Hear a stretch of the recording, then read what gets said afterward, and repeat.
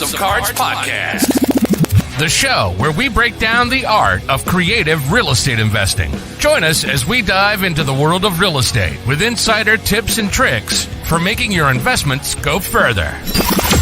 From buying with no money down to flipping properties for profit, we've got you covered.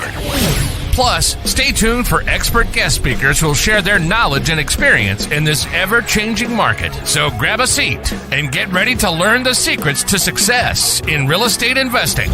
And now, from Alaska to New York, your hosts, Chris James and Jesse Stanton. Yo! Good morning, guys. We're not doing from Alaska to New York today. As you guys can see, we have some amazing, phenomenal guests on here today. My BFFs, James and Angel. How you guys doing? Good. You know, just when you think you're already in a good mood, you get on the show with Jesse and your octaves go up another 10, right? You guys, it's so important to be around like the right group of people, like people who just bring out the best in you. And you guys certainly do that for me. We need to come up with like a nickname for you guys. Usually your guys' nickname, Angel, I don't know if you know this, but usually your nickname is Chris Angel. Right. Like your guys' celebrity name. I've heard. And then it's funny when I'm on the phone with Chris and James, it's not Chris and James, it's Chris James. Yeah. It's the weirdest thing. Yeah. But how you guys doing? Good. Great. Good. The energy is contagious there, Jesse. Holy cow. It is. Well, you guys make me in a good mood. I was kind of having a rough hair day this morning. And so I was like, I'm going to go get a hat. And Angel's like, no, just do this. You got one hair that's sitting right here. I was like, all right. So I haven't done my hair yet today. And, I guess Angel, you got out the best in me. I'm just trying to get on your level. Okay, here's what I'm going to do. I'm going to get one more haircut to end this year, and then I'm not going to cut my hair again. Are you going to look like me in 2024? We'll see. Maybe we'll do the whole Axl Rose thing, man. You're not going to cut your hair again. I'm not going to cut my hair. I'm going to do one more haircut before the end of the year. I'll probably get it next week. And just don't go all ZV top. Keep that cut, okay? Oh, thanks, Angel, because I was so worried about that. I was like, man, don't know how these guys are going to take it if I go another 12 months without shaving. Yeah, let's one thing at a time, Jesse. Well, I appreciate you guys for being here. Thank you guys for joining us this morning. I'm really excited to kind of dive into this a little bit. Good morning, Ken. It is chilly up here in Alaska, bro. Did you know my wife and I went to go pick up our kids yesterday at school, and she was kind of going through some of Alaska's statistics with me. And I think November of 2011 is what she said was the record year for snow in the month of November until this year. Well, I say until, I still think she said that, if I remember right, I think she said November 2011 was still the most snowfall, but this November so far is the second most snowfall Alaska has ever had, at least in this area in November. But it is chilly this morning. I'm just hoping to get some by Christmas. Do what? But I'm just hoping to get some by Christmas. Well, hey, come on up here, Angel. We've got plenty for you. You can take some back home to Kentucky with you. Dude, yes. We got to get everybody up here. Well, Pace is actually coming up to Alaska next summer. So there's going to be this big thing. Ken and I are partnering on some things, and maybe it would be kind of a cool place. You're familiar, that property down in Homer. It may be a cool place to do like a big sub-2 meetup, or we could certainly house everybody there. That would be fun. Yeah, I don't know, Jesse. Is it big enough? I don't know. Ken, what do you think, bro? I already told Ken there has to be a room named after me. I've already claimed a room. Well, the Angel Suite? Yeah, no, I think we called it like, damn it, Ken, I can't remember. We called it. It's mine. The Angel Suite, is that what we're calling it? Hey, that works for me. The Angel Suite? Okay. Ken says he's on board. Ken says he loves that. Well, actually, I don't know if he was talking about that specifically. Love that. Of course. Oh man. Hair reminds me of the Grease movie. Love it. Thanks. Well, like Thanks. I'll Danny. take that. I'll take that. Yeah, Flash look, the Hudson look. No, the John Travolta look, man. Yeah. If you remember if you guys ever seen that movie Saturday Night Fever? Yes. Yeah, I feel like he's like me about his hair. In that movie, like his dad hits him. Hits him on the head. He's like, "You hit my hair. Why you always hitting my hair? He hits my hair." That's how I feel. My kids come jump on my back when I'm sitting down to put my shoes on or something. I'm like, "Watch the hair. Always touching my hair." But that's not why we had you guys on today. I appreciate you guys for being here. Thank you guys very much. Hopefully you guys are staying warm. Oh, Ken says, yeah, that works. Ken, I don't know how that sounds. It was underexcited. There wasn't enough exclamation points in this response. So I don't know if that was yeah, that works, or it's like a Jesse. I've already got the kegs ordered. Yeah, that works. I don't know if that was a sarcastic. He's confident. Do what? He's confident. He's got the kegs ordered. It's going to be a good time. It's going to be a good time. Pam White, thank you for being here. I love you, Pam. I was actually talking with Derek this morning about a deal. James, did you talk to Derek this morning? I don't think. Oh, I froze. I froze. We can still hear you. I haven't. I have not talked to Derek yet this morning. Okay, he'll be reaching out to you. But let's talk about what we're gonna get into today. James Angel James. I'm gonna have to figure out a celebrity duo name for you guys. What are we gonna be talking about today? We are talking about exit strategies. Exit strategies. Oh my gosh. Yeah. I love this topic. I don't think it's something that gives enough credit. Exit strategies are literally the difference between whether you turn $10,000 a year on a property or $100,000 a year on a property. I remember when I first started learning about, especially once you start like getting into the creative realm, like think of how many people disqualify or throw away a deal because when they underwrite it, it doesn't cash flow as a long-term rental. Yes. We actually just scooped a few up because of that, right? Yeah. Let's start there. Let's dive into that. Let's talk about some of those specific circumstances that we just closed on where it didn't cash flow and how we kind of started solving this problem. Absolutely. Which property should we start with? Yeah. Actually, maybe before we even get into that, let's start with like common misconceptions here. There's a big common misconception. When I first started getting into real estate, I was like, oh my gosh, this thing, it's obvious it's got a cash flow. I've got to be able to put a renter in here. I've got to, take into account all these things. And a lot of times it'll cash flow. But then if you got to get lending on it, a lot of people don't consider that. They totally forget that, oh yeah, out of this cash flow, I also have to pay this lender back. And now it's not going to cash flow. So what are some of the common misconceptions you guys think when it comes to cash flow and where we can pivot from there? So the major thing that I consistently see is that there's a major misconception with whether or not it cash flows in regards to, and you kind of touched on it a little bit with the lending side of things. So most of the time, especially if you're starting off, that cash flow is important. Maybe not so much, down the road when you've got the capital yourself and you're more looking for depreciation and other things like that. But typically starting off, that cash flow is super important. And whenever you go and get lending, that a lot of times that's not considered whenever you're looking into a deal. So that first and foremost should always be, how are you going to get the money for this property? But there's a misconception that this property does cash flow. It cash flows $800 a month, but I need 80,000. Well, now it doesn't cash flow. So that's the biggest thing that I see. There's other routes that you can take. So if you can do pretty much anything in real estate. That's one of the things I love about it.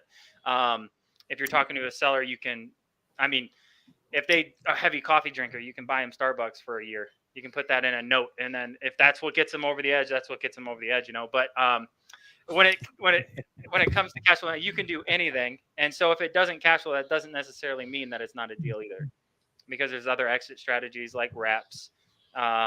You can, I mean, pad splits now an option. Pad splits huge. It's just not in every city yet. So the traditional long term, if it doesn't rent, it doesn't mean that, or if it doesn't cash flow long term, it doesn't mean that it's not a deal. There's just a ton of stuff. And pad split's one of the things that we've been looking heavily into, and it's been very good to us. So, yeah. And just to add to that, it's really important when you're mapping out your exit strategy that you have more than one, right? Because, you know, even just taking it from the wholesalers in, if you're just locking it up, assuming that, you know, it's going to work for a fix and flipper or whatever, you're still limiting yourself, you know? So, as a buyer, if you're going to acquire a property, you really need to know that you've got at least 2 or more options, right? Because say you do purchase it as a long-term rental, and then you get in there and now you need another $30,000 in repairs you didn't plan on. Now your cash flow is gone, right? So you have to be able to pivot to another exit strategy. So I just think it's really important to note that you should always have more than one when purchasing a property.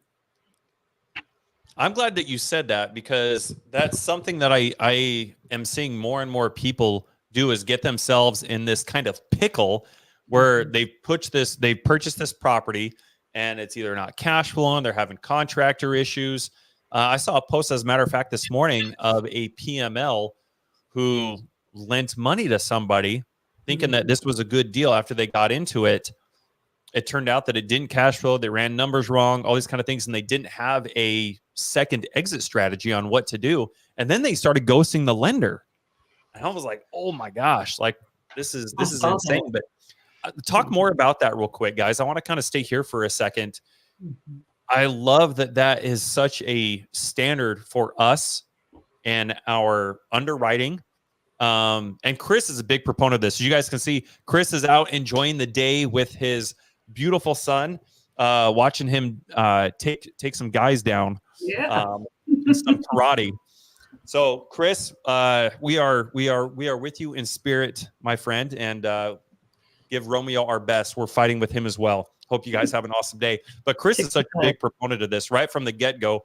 That was one of the first things Chris said as soon as him and I started partnering was, we need to make sure that we have a minimum of at least 2 exit strategies on this. And as you guys can see with the state of the country right now, and a lot of cities like banning things like STRs, we have to be able to pivot.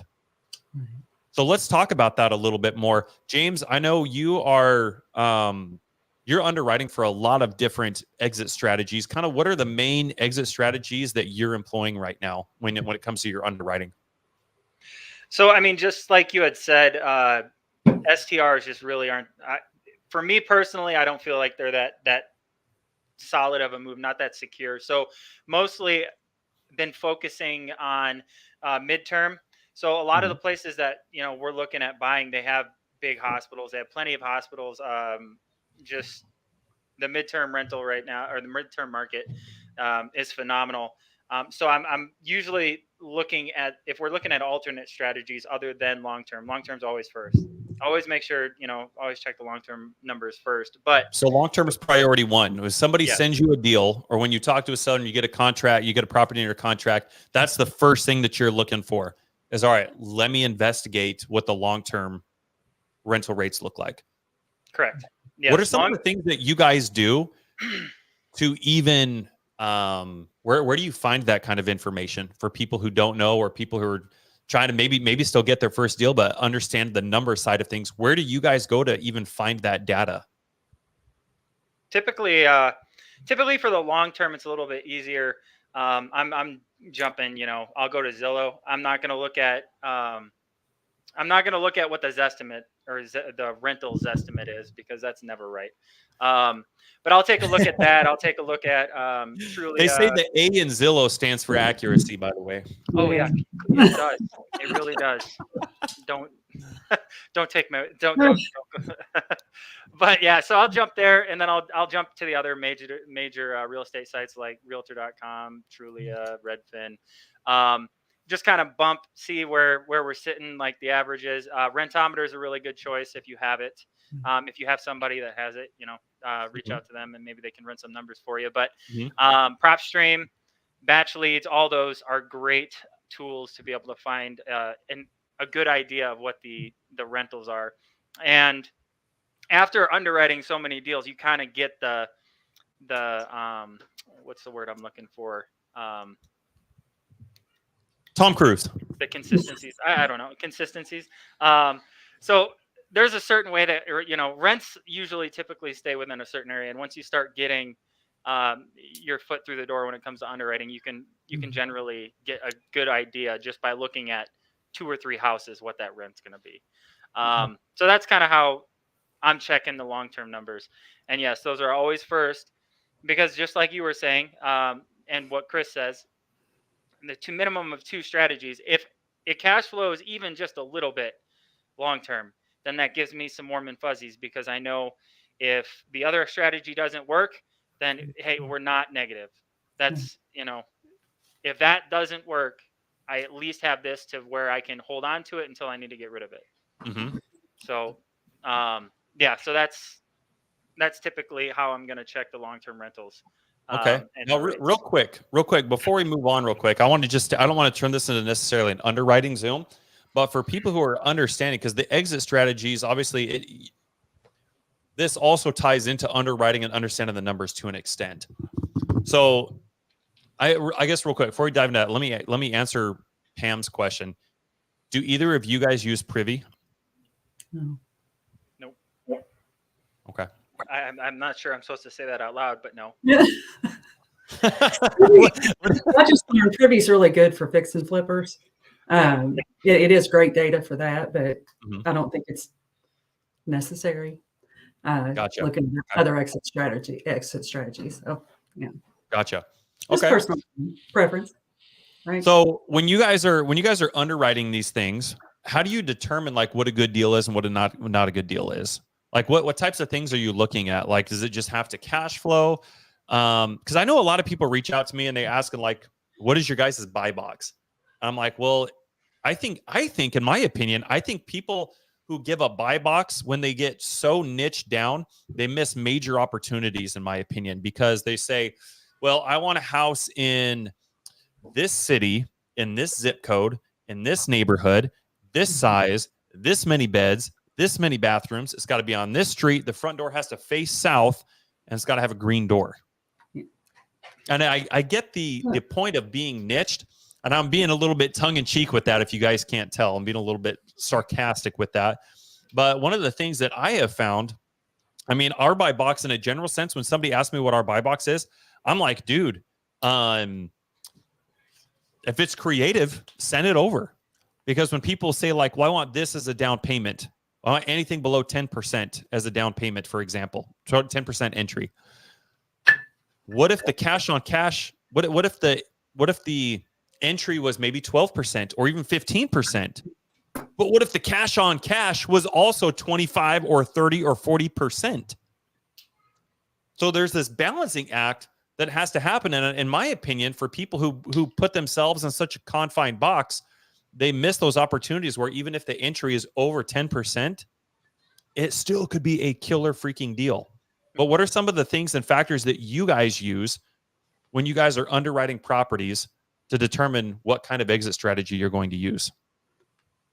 Well, I'm just going to touch on, kind of go back to something you said, because there's a lot of missing things that come into play when a wholesaler is asking you what your buy box is, or they're sending you deals, because I'm sure most people watching this can say that wholesaler, the way that they configured the entry fee or what they thought the exit strategy was best for that property, most of the time are not what you need them to be as a buyer. Okay. So I just kind of want to reiterate what you said, that the best way to say, not that I don't have a buy box, but if it's creative, just let me look at it. Yeah. because I'm not thinking of it linear, right? I'm not thinking of it just as an LTR. So, I would prefer just to take it and underwrite it 5 different ways to see if it works anyway, right? 100%. I trust myself to disqualify a property Right. instead of allowing Right. somebody else to try to be in my frame of mind and disqualify a property. Yeah. And when I'm not sure, I'm like, James. I do the same thing. I'm like, James. Yeah, let's look at this one together, okay? Because there's a ton of properties. You'll see them all over Facebook that, like, if you just underwrite it with a different mind state, that property that's been sitting on there for 20 days, all of a sudden you find out cash flow is $5,000. Yeah. There's so many different ways that you can cash flow a property. It doesn't, like Angel was saying, like you were saying, Jesse, LTR doesn't have to be the only route. You need more than one, and it just comes with time. And you can't be so closed-minded to completely ignore the other options. Because and you said something, and I love this, Jesse. You said so many people are looking for the lowest possible entry, right? And they completely maybe ignore this property that you just said 15%, but it's cash flowing 30. And there's the exact opposite of that too. I see it all the time. There's a 1.8 entry, 1.8% entry, and it's in Texas, and you find out that there's no cash flow at all. So Yes. Yes. But yeah, so you just have to have an open mind when you're looking at properties, because you can do so much, so much. Shoot, you could add 8 bedrooms to a 3-bedroom house, and then all of a sudden that property cash flows so much money you don't know what to do with it. 100%. Well, let's talk about that a little bit. I know we've hammered down on LTRs. We've talked a little bit about the underwriting and things that we could use to either qualify or disqualify. Let's kind of slide into like wraps, and then we'll kind of move into some other exit strategies. But for everybody who doesn't maybe thoroughly understand quite what a wrap is, James, could you kind of explain that to everybody who's watching? Yes. So real simple explanation. You have a set of terms on a property, or you have some sort of lending on a property. You turn around, you get this property, and you wrap your own terms around the original set of terms. It's like a bullseye. You just picture a bullseye, and then in the middle is the original, and then you can wrap as many times as you want. But that's the purpose, is just to wrap your own terms around it, and that gap between lines is what you collect. Okay, give me like a specific example. Specific example. We don't really do. Oh shoot, I froze again. Hold up. Go ahead, Angel. That's okay. One thing that I did want to just kind of add to that is, Yeah, please. a lot of people that will ask my opinion on a wrap, they think it's going to be a great cash flow and all that, but then I look at it and they just went crazy with the numbers. Like, they're going to pay $3,000 a month, and they're going to wrap it now for $4,500 a month because they want a $1,500. Oh, yeah. Yet the normal, say, rent rate in the area is $3,200, right? Mm-hmm. So I think wrapping is something that should be done very carefully. You should be very calculated. It should always still be within whatever a normal mortgage rate or a rent rate in that area is for a home. Yep. And there is, just so people know, there is kind of a general standard, a general calculation you use when wrapping a home, how you would multiply out the monthly payment, the down payment, things like that. But there's a lot of advantages to it as well, because you can get into a property, say, for $20,000 down. And when you wrap it, you actually wrap it, that down payment from your end buyer is $20,000, which covers that or more. So you can make some on the front end as well, right? Mm-hmm. So you've got some options there, to make something that normally wouldn't flow as an LTR very profitable. So. Absolutely. So Pam asked, so on a wrap, you have 2 lenders to pay.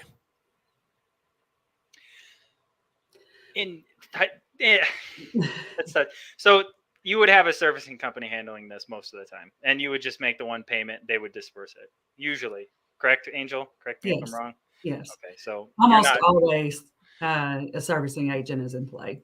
Yeah. And you do that for a couple of reasons, not only to protect the buyer, and because they want to stay abreast of what's being paid on that mortgage, right? Mm-hmm. Because most wraps, of course, are taken subject to.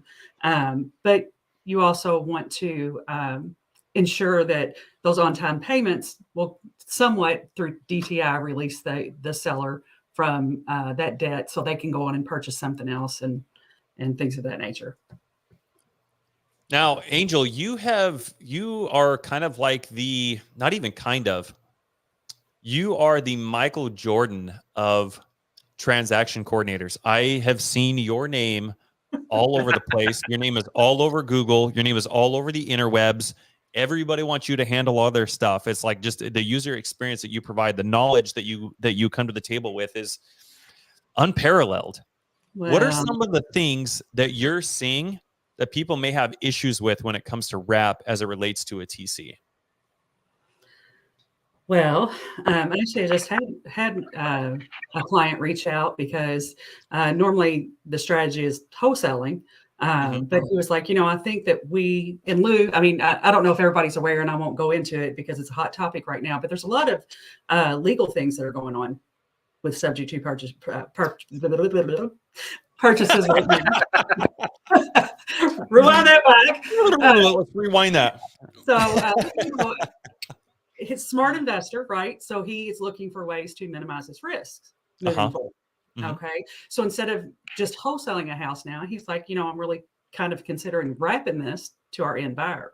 Instead, just, doing a wrap instead of just a wholesale fee. Right. Yep. And that way, so he reaches out and he's like, well, tell me what you think about this.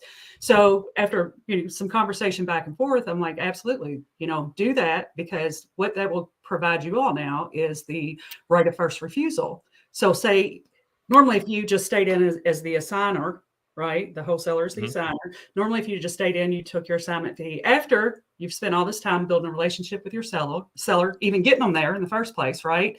They trust you, not your end buyer. They don't even know who your end buyer is, right? They trust you. So you're just, instead of just pulling yourself out as the assigner of that situation, he is now going to stay in it because he's going to purchase it subject to and wrap it to his end buyer. Okay. And in doing that, he is going to provide himself the right of first refusal. So now if the jerk end buyer on the end decides to default on the payments, he can take that back because he has the right of first refusal. Now, if he just assigned that property instead of wrapping it to the end buyer, right, he would have been out of the thing. The seller would have been ticked at him because he's the one that built the relationship with the seller, right? Yeah. And the end buyer gets to go be a jerk and not worry about anything. And seller's credit's screwed up now because he's in default, right? So those are the kind of conversations that I get to have with my clients. And maybe that's why they give me the shout out. I don't know. But, so you kind of help people walk through those situations and find the best ways for them to mitigate their risk in these types of things. So, let's talk about that for a second, mitigating risk, because the money that you make is a direct reflection on the amount of risk you're willing to take. And usually the more risk you're willing to take, the higher profits you stand to make. So what are some of the things that people can do to help mitigate risk as it relates to wrapping? Well, just as I said in my last field, that's one way. Like maybe having a qualified TC in here to check over the paperwork and make sure that everything is up to snuff, as opposed to, it's not enough to just have somebody handle the paperwork and open up escrow, but have somebody who's familiar with these transactions to help go over the numbers, double check everything, underwrite the stuff, and then not only make sure that all of that makes sense, but as you said, make sure that everybody is on the same page so you don't end up wholesaling something to a buyer who intends to wrap it with maybe oh my gosh, look who it is. Oh man. What's going on? Surprise! You look fantastic, man. You didn't dress up on our account, did you? No, he actually graduated today. So I just wanted to, good job, Romeo. So yeah, he got his new belt. So we're just now leaving now. What belt is he up to now? I don't know. I think what you get today? I don't know. That's a good question. Next week. Is it yellow? No, it's an advanced white belt. Advanced white belt. So he's currently got how many stripes? He got Is it a like white beige belt. color or? Don't get me the line. Is a white belt right now with 3 black stripes, a red stripe, and a blue stripe. And then next week is an advanced white. I don't know what that means. I don't know if it's a tan or whatever that looks like, but No, Working his way up the rainbow. Yeah. Yeah. it's some belt with the white and black on it. Oh, there you go. A white and Nice. That's sick. That's about Love 5 it. belts above where I'm at. So good for Yeah, Romeo, I would man. say so. That's fantastic. Love it. I mean, never to make Romeo upset. What's going on, guys? Good to see all you guys' faces. I feel like crap. I've been on a daily dose of NyQuil and DayQuil, faithfully. So I'm not for sure what's going on with me. Well, you look fantastic. You couldn't even tell, man. Your hair looks good, way better than mine. No, we're just talking about wraps, man. Angel's kind of giving us a little bit of insight into what wraps look like from a TC perspective, and some of the things you can do to kind of help mitigate and offset risk, and bringing in the right people to help with these transactions to ensure that the T's are crossed and the I's are rotted, and kind of all the things. Amazing. So speaking of wraps, I mean, you're kind of. I would like to let you. I know we were going to talk about like a specific example, but Chris, let's talk about what you're doing right now. The car that you are in, the vehicle that you're in right now. Oh, yeah. You're kind of. It's not necessarily a wrap, although you could sell it on. You purchased a car via a wrap. That is correct. Let's talk about that, for example. So for you guys who don't know what a wrap is, let's get into a couple specifics, and maybe we can even talk about. Actually, no, not even maybe. Let's talk about some of the things that Chris is doing with wraps, as it relates to vehicles, and then we'll also give a specific deal example. But Chris, so in essence, a wrap, like Angel and James were saying, we got Chris Angel on here now, by the way. Chris James Angel. So essentially, we've got either a property or a vehicle that has some kind of note on it. And then what we're going to do is we're going to sell that asset to somebody else, typically at a higher price and or a higher interest rate than the original note. So kind of like that metaphor that James was using, where you have this, kind of think of it like a bullseye, and in the middle of this bullseye, you've got a note. So in Chris's case, Chris, the car that you purchased on a wrap, what was the payoff on that? It was $52,000. Okay, so there's a note right here for a vehicle. What kind of vehicle was it? 2021 Mercedes. Okay, so he's got a 2021 Mercedes, or did you say 52,000? 52,000. $52,000 note. Somebody else bought that subject to from somebody else, right? That is correct. So this note is still in person A's name. This person bought it subject to, which means they put the registration for the vehicle in their name, but the debt is still under the original person's name. Now, what they did was, I'm assuming they sold it to you at a higher price than $52,000. Actually, this situation, normally it would be the case. You're 100% correct. But in this case, he did something called a mirror wrap. So he mirrored the initial terms of the initial seller to just me. No down payment, no nothing. No, literally nothing. Just mirrored the same exact terms because he actually bought another vehicle and couldn't afford this note. If he would have increased he had every opportunity to actually increase the monthly payment on this specific vehicle, but he didn't. He just literally mirrored the exact terms of the initial seller and just gave me and wrapped itself into it and then gave me the vehicle. Because he got in the situation, he transparently couldn't afford the payments, right? He bought a vehicle, then he realized he can't really afford the payments. So he wrapped the vehicle from another seller to me as a neutral party kind of thing. So it was pretty neat the way that transaction actually happened. Gotcha. So you're making payments to the original note. Absolutely. Okay. So now what you're doing, what you could do in that situation is you could sell or finance it to somebody else essentially, but that's not what you're doing. You're taking that vehicle and you're making a lot of money with it on Turo. Absolutely. So explain that Absolutely. process real quick. What is Turo for people who don't know? So Mainly for people who live in Alaska, Chris, because everybody else knows what Turo is. That's hilarious. So Turo is more so it's like a rental car business. You know, the national accounts like, you know, I think it's Rent a Car, Dollar General, Dollar. It's a national It's a store. Enterprise, Hertz, Alamo, National. They got different like national rental cars business, but Toro's actually the new Uber, so to speak. It's actually the sister partner of Uber.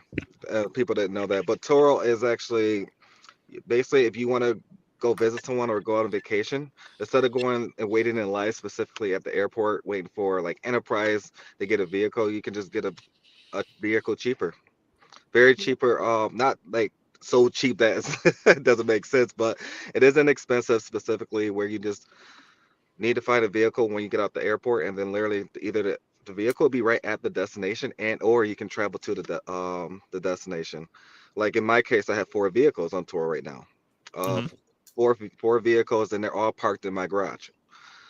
Due to the fact of essentially, I park it at the airport? Yes, but that's going to cost a little bit money. But Toro, when it comes to Toro, is so convenient. Everything is done through the app. You can either do a selfless key. Keys can be left in a lockbox and or like a wherever your desire. All really depends on your comfortability, but it's been going amazing. I can't be thankful enough. There's another vehicle that's already in motion right now that will be delivered next Thursday. So I'm super excited about that specific one. But um, I started using Toro, I want to say about a year and a half ago for the first time, and I thought it was like more so too good to be true, like on the opposite end, as not as a host but as uh, a guest, right? And then Mhm. it was pretty seamless. It was actually in Vegas when we went to see Cody Sperber and all that good stuff, and Yeah. that's when I got the BMW and all that good stuff. I'm like, damn, I got the vehicle, and it was extremely easy. It was very convenient. That was the biggest thing. It was so convenient because I didn't have to wait in line. And a lot of people, and a lot of the national rental car companies, they actually changed some of the laws, and you got to be a certain age, which is normal. And also, there's sometimes credit worthiness. Now, there's people out there, they may not have the best credit. They may not have the best credit, and that's okay. I'm not saying, but when you go to Toro, they do have qualifications, but it's a little bit easier for you to actually rent a vehicle. So it's a lot of different things. And James, I'm actually seeing it says playing it safe and using the driveway. That's some issues, people dropping the cars off wherever. Um, there's that really depends on the host on where they want the car to be left. But I know I got a protocol as far as what that looks like. I got rules, regulations I already nailed down specifically. Perfect example, one of the vehicles, it was a 2023 Camry that just happened a couple days ago, where the guest dropped it off out on the exterior. It looked amazing, clean, and all that good stuff. But you open the door, it was a huge smell of weed. There's a no smoking policy. There is a no smoking policy. That's on their website. That's on my on mine as well. That vehicle And must have passed through Alaska on his way to New York. it got to a point where it was really bad. I had to use what do you call them? Actually, it's called. I bought 3 more today, actually, just in case the next person do it. It's like an odor eliminator. You leave it in the car for about 15 minutes to get rid of the smell, but even that didn't work. So it got to a point where, um, but basically, I'm telling you this because there's some pros and there's some cons when doing Toro, and you definitely gotta make sure you prepare for the worst and prepare for the best at the same time. You always want things to go great. There's times where the vehicle came by, and we came back specifically spotless. I'm like, oh, don't have to get it clean. I don't have to do it. Ready for the next guest. And it's phenomenal because I just got the Camry. I got that specific vehicle 3 weeks ago, almost 3 weeks. It will make 3 weeks, I think, this Wednesday coming up. And already made $1,400 off that one vehicle. And that's just a perfect example where you like you just got to do it. You really got to do it, because initially I was nervous at first. I'm like, damn, what if somebody crashed the vehicle? What if something happens? What if those other stuff? But I got 3 layers of insurance on the vehicle, from travel insurance, progressive, and like the mix of, it's a lot of different things we got on the vehicle. But if anything happens, of course we don't want nothing to happen, but we do have that insurance if um the vehicle can get in an accident, or the passenger or the driver gets hurt as well. So, but Turo can be a great thing. Turo can be a great thing. That's another business that we have. So, it's definitely going to expand. I'm gonna do it. I do got to hire now, so I definitely got to hire faster than I expected. But it's get to a point where it's becoming second nature. I can manage it now very well. And one thing I like about it, I can really control the times people can really book the vehicles. So, and yes, that was $1,400 net. Now, and there's different percentages you can actually do on the Turo, which a lot of people don't know. As far as you can do from 60% you all the way up to 90% you. It all depends on insurance, what the liability looks like, how much you're willing to cover if something happens. It really all depends on your risk factor. Now, me, I got a risk factor. Mine's pretty high. Mine is pretty high. So, mine is on a higher spectrum. Whereas I think mine is at 75%, if I'm not mistaken, for all my vehicles. And, and it's covered by, the things that's not covered by travel insurance is covered by progressive, so it kind of offsets each other to make it work. But yeah, I think it's amazing. I think it's something that a lot of people should get into it from wherever the area they're in. Like, I know, Jesse, you're in Alaska. I think Anchorage will do Anchorage. Just make sure you get some trucks. Just Pick up trucks a couple dog sleds. Right. Yeah, we'll be all right. Yeah, it's pretty neat. It's pretty neat. But I know that was a long-winded answer, so to speak. But yeah, Turo is just more so a rental car company. If you're looking for convenience, that's the best way to go. Interesting. Okay, so there's a perfect. I really appreciate you sharing that. I mean, that's kind of what we're talking about today, are these different exit strategies. And like you said, Turo is kind of like the Airbnb of the car industry. So like we have short-term rentals for houses. You can see Chris made 1,400 bone skis net in 1 week off of Airbnb and his Toyota. And by the way, Pam wants to know if you got stoned. No, I don't. If you would have sat in the car for 2 seconds, you probably would. But it's so I think fun. she was just asking in general. I don't think it was related to the car. No, I'm just kidding. I'm just kidding. I know. So it's really neat how this stuff works out. You literally create money out of thin air. That's what's really cool about this whole thing. I remember the last wrap that I did was actually on a property here in Anchorage. I can give you guys these specific. Now, this was something that was really cool. Now, this isn't the standard. What we were able to do with this property was very, very cool, but it's not the standard of how most wraps go. I just want to preface with that so nobody leaves this thinking that, oh, this is how all wraps go. It's not how all wraps go. There's a lot of risk involved with doing wraps. So let's kind of deep dive a little bit about what that looks like. So on this specific property, I had a realtor that called me, and he said, Jesse, hey, I've got this seller who reached out to me. He bought this property. He was a veteran. So for those of you guys who don't know, when you have a veteran use their VA loan, they don't put any money down on their properties. They can literally go into a property a property and then purchase it using their VA loan with literally no down payment. That's an amazing entitlement that our veterans have to be able to allow them the ability to purchase a property. Now, the downside to that is you see this a lot.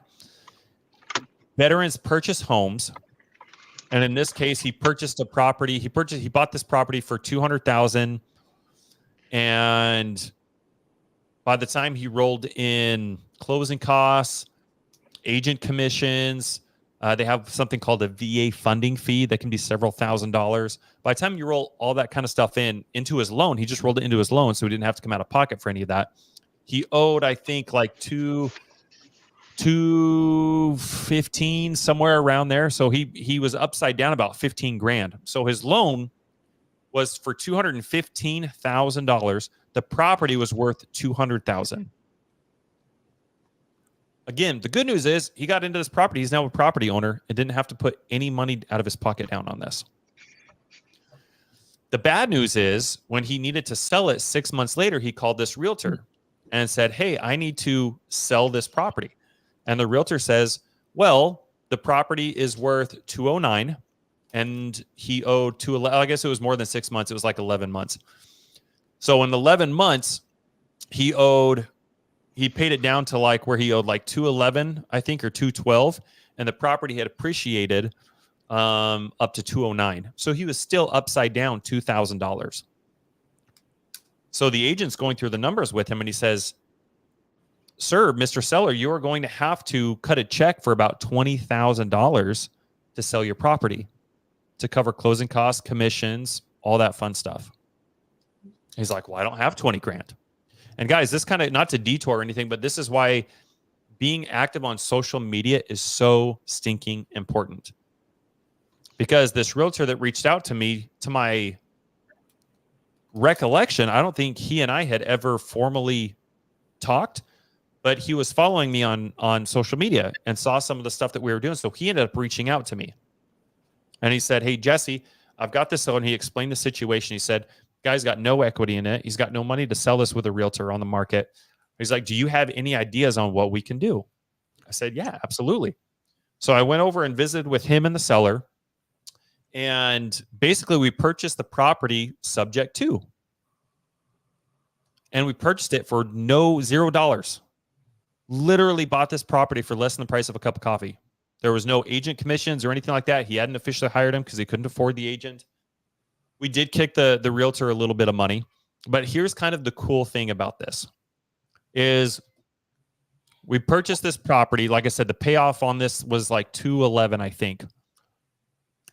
So we bought it subject to, and basically the debt stayed in place. The deed got deeded over to our LLC, and we signed a contract. We open up escrow. Now, here's what's really cool about this. We open up escrow. As soon as we open up escrow, I knew that I did not have the time that was going to be required in order for me to find a wrap buyer. Now, a wrap buyer, Angel, talk about what a wrap buyer is. Like, what is niche about a wrap buyer? What makes them stand out from any other kind of buyer? Well, generally, a end buyer for a wrap is someone who can't do it retail. So maybe they've got some credit blemishes, so they couldn't qualify for a loan. Maybe they don't have the down payment that's needed for a conventional loan. There could be several reasons, but it's basically a traditional buyer. They're looking for a traditional retail house. You know, they want to go in. It's already going to look pretty and all those things. They just may not be able to qualify for either the loan or the down payment. Gotcha. Okay. So we've got people out here that, I mean, there's so many people that they're tired of being renters. They don't want to rent. I mean, if you look at what happened in the last 3 years, you got a lot of people where you got landlords that are selling their properties because of how prices are soaring. So obviously the renters have to get out and they have to go find somewhere new to live, or they're increasing the rental rates. And it's forcing these people who are tenants to move out of the neighborhoods. And they love the communities that they're in. They love the schools that their kids go to. They love the church that they go to. And they want to be homeowners. But like Angel said, they don't have the ability. They don't qualify traditionally. Yeah. So that's who we're looking to solve this problem. That's who an ideal wrap buyer is. So in order to go find those people, James, where would be some good places to start for finding a wrap buyer? I'm not an expert on this, but just from what I've learned in the past, you can go to realtors.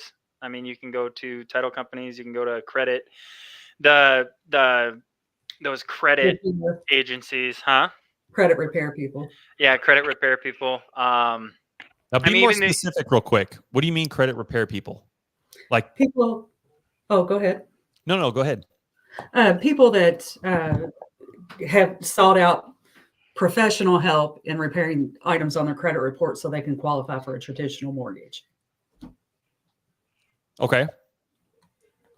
So you're going to go to credit repair companies Correct. and ask them if they have anybody who is trying to Who- repair their credit and also Yes. maybe trying to Because purchase look, a home. Absolutely, because you're going to have people in situations where, like you said, maybe they were in a lease and now they're getting close to the end and they really have no other option. So they reach out to a credit repair person because their first thought is, I need to clean up my credit so we can qualify for a house when our lease is up, right? But it's not going to be done in time to do it. So those are the people that are great in buyers because they can still get into that retail purchase with blemished credit, and it gives them time to get the credit together so they can refinance somewhere down the road. Absolutely. Okay, so we got credit repair companies. Be a great source to start. What about loan officers? Absolutely, they know who got turned down. 100% they do. Right. As a matter of fact, I think we're upwards of almost 70% now of people who go in to purchase loans conventionally get denied. Yeah. That is huge. But it's a What huge better- potential, right? Oh my gosh, what better resource? I can't even think of one better resource just right off the get-go for people who make up a big pool of wanting to be home buyers but don't qualify. Amazing.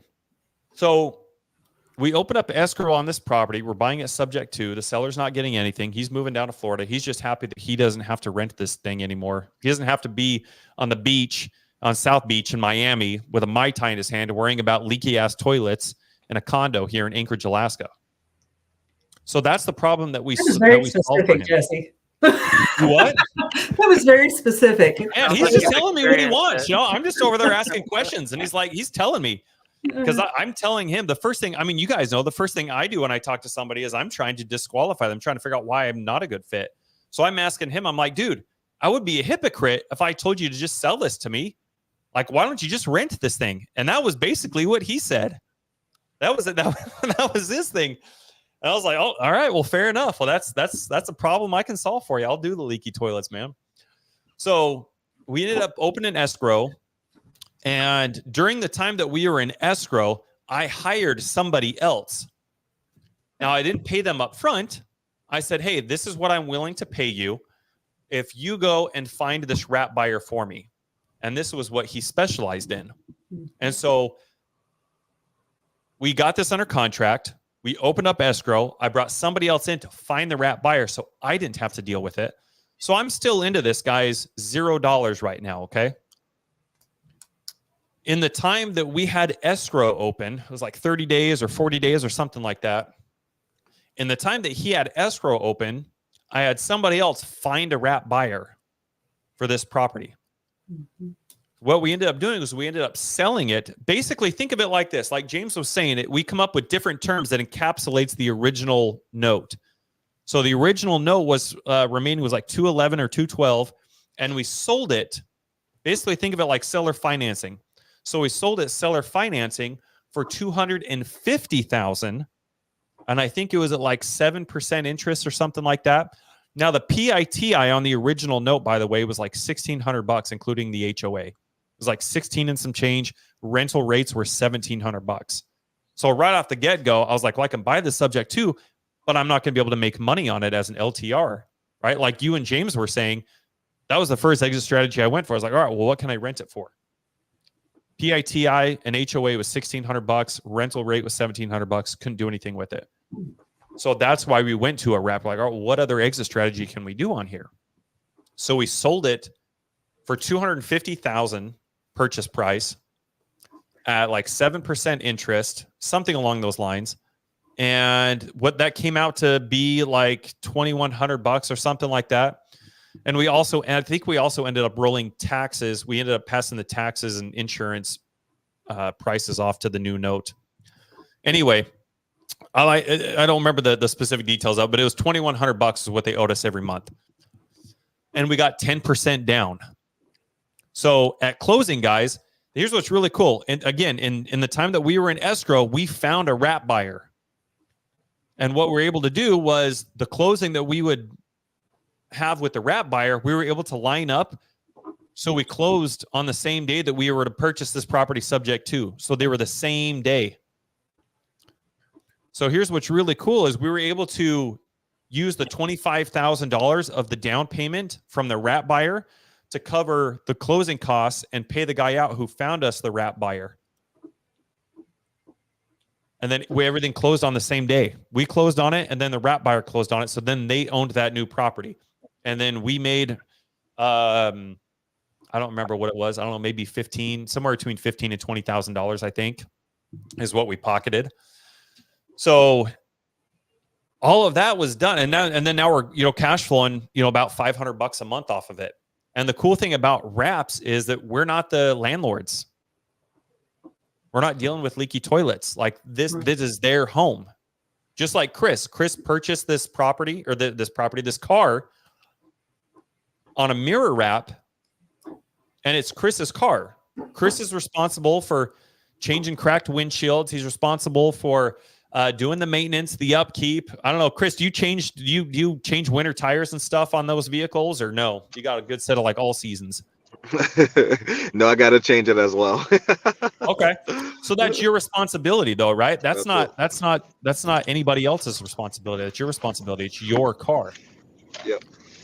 Even though the debt is in somebody else's name. So same thing when you find these wrap buyers, they're the new homeowner. That's the cool thing about this whole thing is that you're still cash flowing.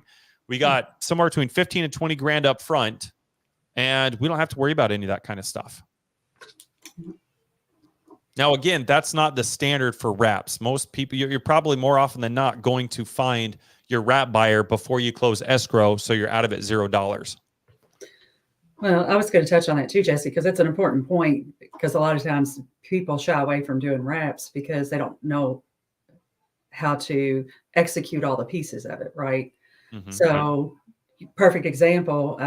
I know the guy that you use for that. There's people out there that can help you with that. Don't let that stop you from turning a property into a wrap because you think you're going to struggle finding your end buyer. There are people out there that do that. That's all they do. And they're great resources, because Jesse and I we were talking about one some time ago, and I reached out to him, and at that time he was like, Angel, in that specific area or whatever, you might want to shy away from that because he's doing that every day, right? So he sees that things are not either picking up or slowing down, right? And he was like, right now we can't find buyers in that area. So, those kind of people are great resources because they can keep you from making a mistake. They can guide you and say, wrap might not be the best thing right now. Go ahead and go with the lease option because right now wrap buyers are hard to find in that area for whatever reasons, because they're keeping up in those markets. They know why things are going the way that they are. So just wanted to throw that out there, that wraps can be a really intimidating exit strategy. So there are plenty of things within that exit strategy where people can be a resource for you to get you to the finish line. Yeah, I'm really glad that you brought that up. That is such a big thing. I read a post from Pace this morning actually as well. Like, he made a big long post about nothing to do with wraps, but in short, without going into the specifics, it was just about vetting, about doing due diligence, especially with the people that you're working with. And so I love that you brought that up. There's no reason for anybody to feel like they're stuck or like they don't know what those next steps are, because there's nothing but an abundance of people that are here that are ready and willing to help you guys with this sort of information, understanding these things. Don't feel like you have to execute it. Like Angel said, ask around, like vet the deal. Yeah. Say, hey, what are you guys seeing in this area? Now, real quick, let's touch on this real quick before we kind of wrap this up. We've talked about midterms. We've talked about STRs. We've talked about wraps. You've mentioned pad splits a couple different times, James. For everybody who doesn't know, what is a pad split and why is that a good exit strategy? So pad split essentially is, so you're taking one house and all the bedrooms inside the house are separate tenants paying for their own separate, they're all separate leases. In a roundabout way. There's actually a more specific way that it's structured to protect you and to make sure that, you know, you don't have any troubles if someone's not paying. You know, there's things that are done by pad split themselves to kind of protect everybody. But essentially, you buy, you know, a 2,400 square foot house. We just closed on a property in Jacksonville this last week that we're doing a pad split on. Beautiful house, absolutely stunning. And you would think that, you know, like, why would I touch this thing? It's, you know, it's gorgeous. But we sent a reno crew in there right off the bat, and we're tearing down walls and putting walls up because we want to fit another 3 bedrooms inside this house, 3 or 4 bedrooms. And that's going to almost double the income. So it's going to allow us more opportunity to make, you know, our money back quicker. And so that's kind of one of the benefits of pad split. I'd say one of the downsides is it's not everywhere. So this is for specific markets, and you can find out if your market is one of the markets that is performing well by going on the pad split website and just taking a look. If it's there, then there's pad splits there already. Okay. What risks are associated with doing a pad split? Why would somebody not do a pad split? Well, I mean, you got more tenants in there, so you've got it's not a family anymore. You know, these people don't know each other, so there's a larger chance that, you know, something could happen between tenants. So you have to kind of, you know, do your research, mitigate that interaction, and try to minimize that interaction, so where you're not having tenants interact with each other all the time. That's a pretty solid risk. But when you start dealing with more people, then you start dealing with more personalities, and then, you know, personalities clash, Mm-hmm. and they can cause problems. Now, do you vet everybody who goes through in that pad split? Like, are you vetting tenants and things every week and handling all the paperwork and all that kind of fun stuff, or what's all involved with doing a pad split? Who does all that stuff? So that would be pad split. So pad split does, you essentially sign a lease with pad split. They create, and Chris, you can correct me if I'm not saying this exactly correct, but they essentially make an LLC, and then these tenants that end up getting put in there, pad split vets them, they pay pad split, and then they essentially make them members of this LLC, and they just utilize their member benefits, which happens to be that bedroom. And so then if something happens, they're not paying, they need to move out, then pad split just, you know, removes that member from the LLC, and then that mitigates the whole foreclosure process. Not foreclosure, the kicking someone out. Eviction. Eviction. There we go. Couldn't think of the word. Uh-huh. But kind of alleviates that eviction process, and then it allows for quicker transition from one tenant to another. Okay. So they're doing the vetting, essentially. Pad split is. So tons of opportunity to cash flow even more from pad split.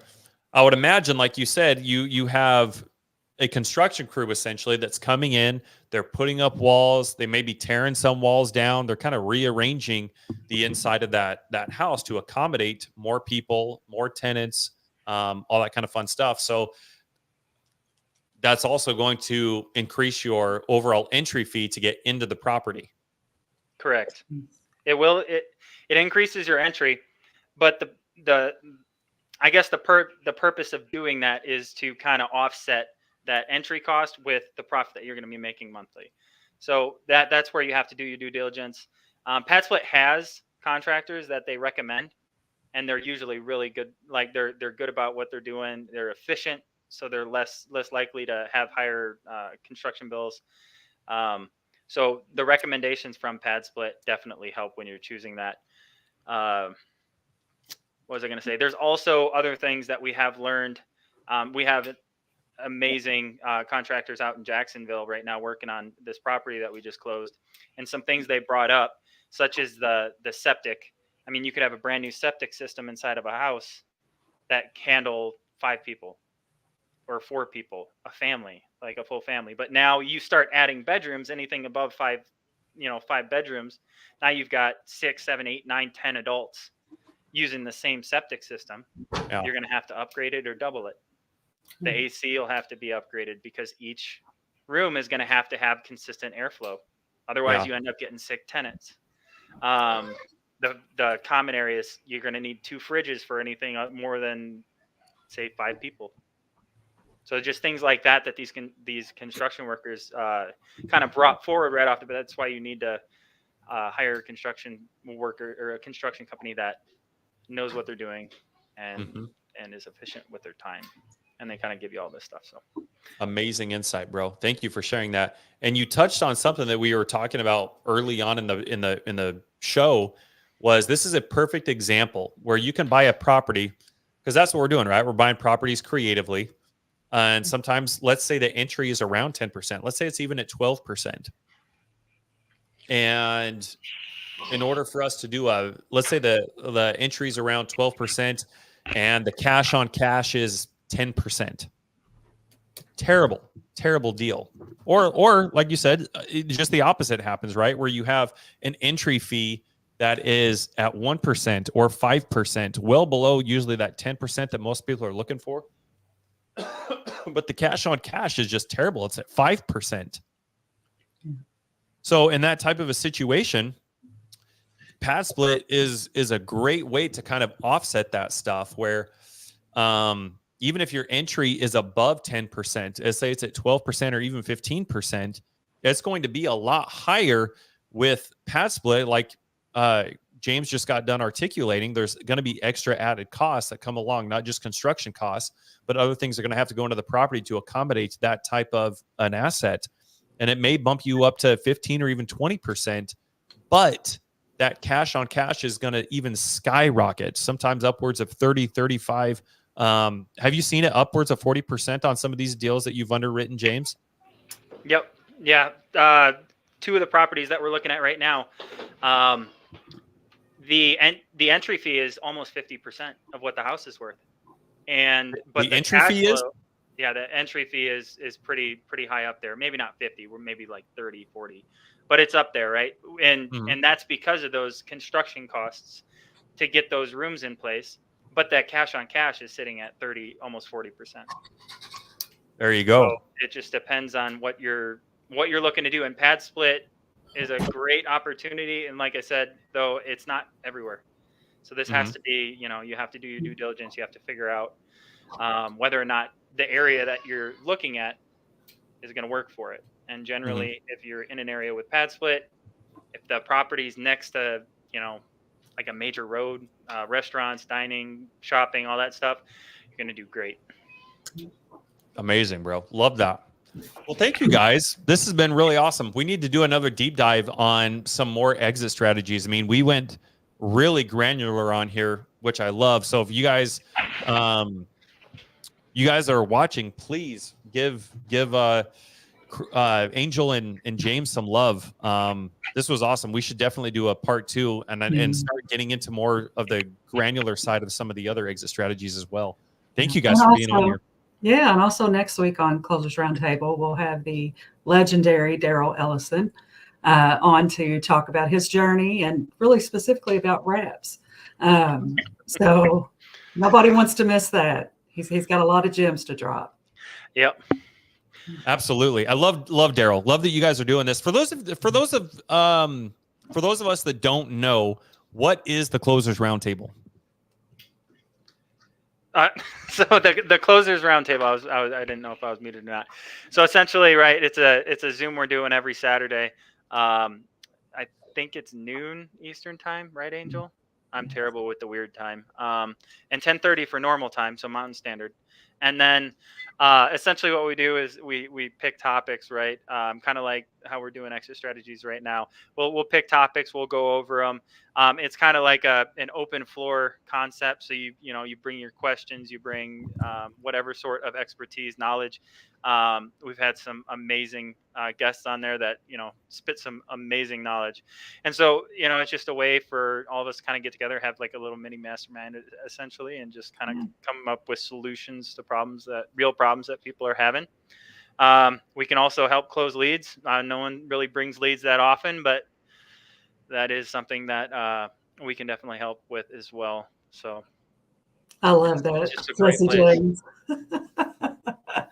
I love these names, you guys. Cracking me up. Cracking me up. Chris James and Jesse James.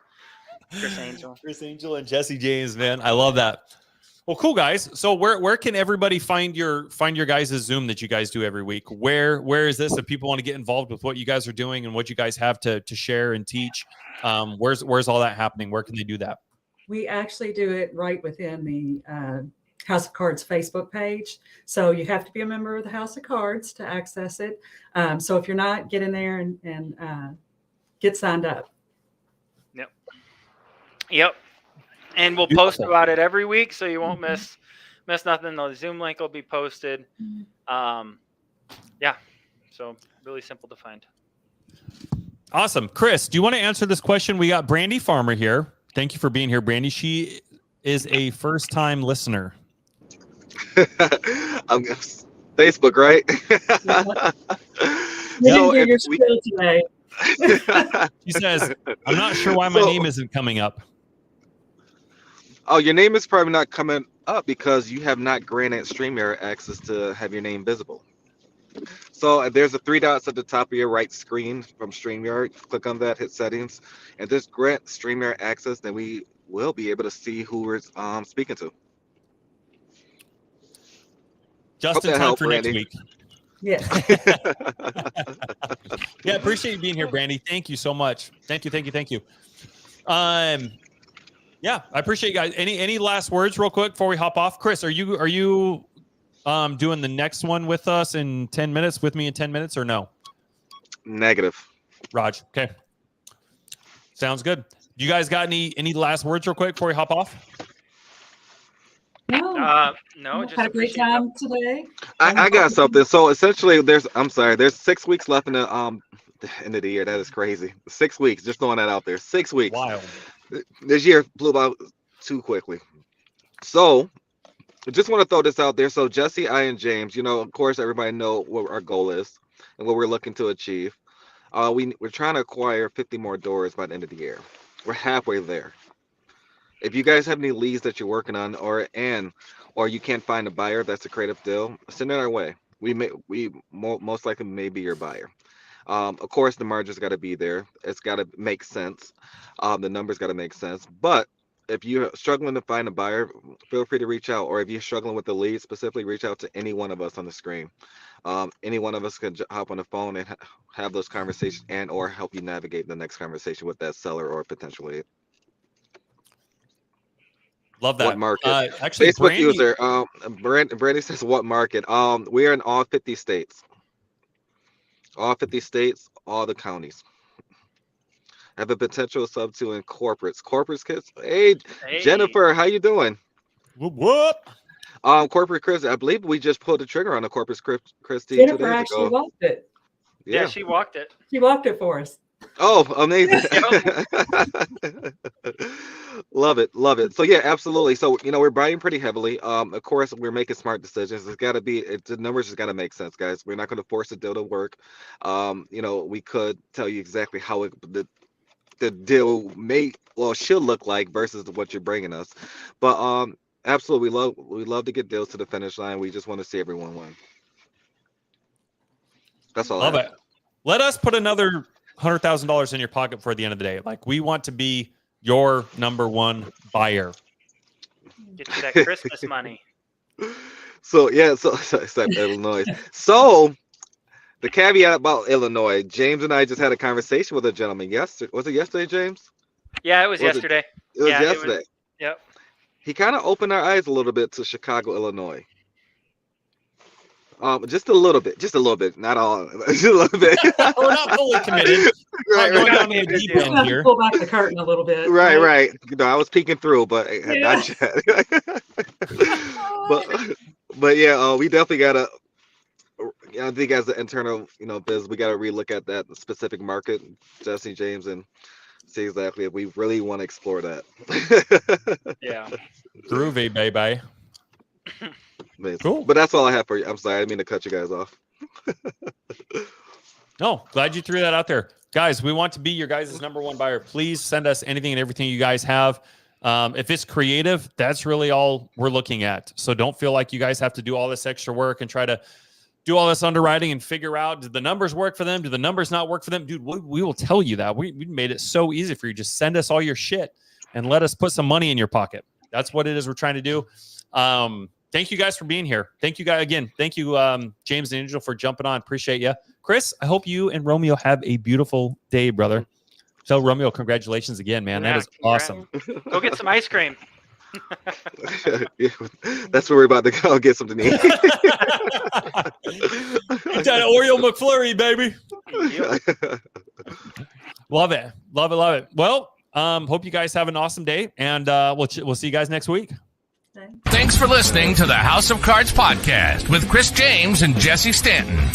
We hope you've enjoyed this episode and have learned something new about real estate investing. Be sure to follow us on Facebook and Instagram for more tips and tricks. And don't forget to subscribe on your favorite podcast platform so you never miss an episode. Until next time.